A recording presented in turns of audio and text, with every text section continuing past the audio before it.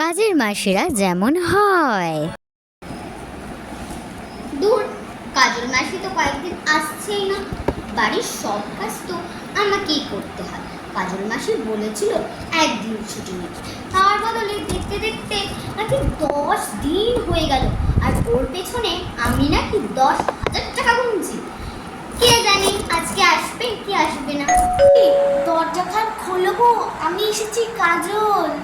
দেখো, মহারানীর নাম বলতে না বলতেই হাজির। কি গো দিদি, কেমন আছে? ভালো তো? ভালো আছি, আর তোমার খবর কি? হ্যাঁ গো দিদি, হ্যাঁ আমি তো বিন্দাস আছি।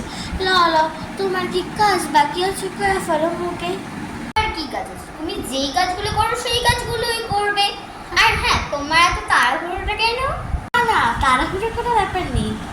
আসলে আমি মোর দাদার সঙ্গে দেখা করার আগে যাবো দিল্লিতে, এই জন্য। যাক গিয়া, তুমি জামাখান কোথা দিয়ে কিনলা? খুব সুন্দর তো। এই ফিরলো, আবার দিল্লি যাবে দাদার সঙ্গে দেখা করতে। ও, এই জামাটা তোমার দাদা আমাকে সাউথ সিটি মল থেকে কিনে দিয়েছে। খুব দামি, বুঝলে তো। হ্যাঁ গো দিদি, হ্যাঁ আমি জানি তোমার এই জামাটা খুব দামি, কিন্তু তোমার বর যে, মানে আমার দাদা যে বিদেশে চাকরি করে, তাই তোমাকে এত দামি দামি জামা কিনে দেয়। এইবার যাই বুঝলে, কাজ খান করে আসি, তারপরে তোমার লাগে কথা কইব, ঠিক আছে? যে বুঝাই বাবা। সবই তো জানি, আবার এত জিজ্ঞাসা করছে কেন? সবই ওর নাটক। এই বাবা যাই, আমি আমার নেক পালিশটা পরে আসি। কিছুক্ষণ পর সব কাজ আমার হয়ে গেছে। কই গো দিদি, কই কই গেলা? আমি তো গল্প করে বলে এলাম। যাই দেখি কি কাজ করলো।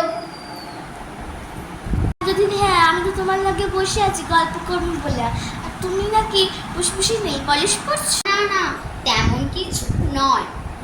আসলে তুমি যখন ছিলে না, আমি তো আমার বাড়ির কাজ সব করতাম।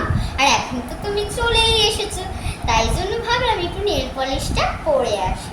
আমি তোমার লাগে যেই কথাটা বলতে এসেছিলাম, আসলে যে গেছিলাম মোর বাবার বাড়ি, সেখানে ভারী মজা হয়েছিল।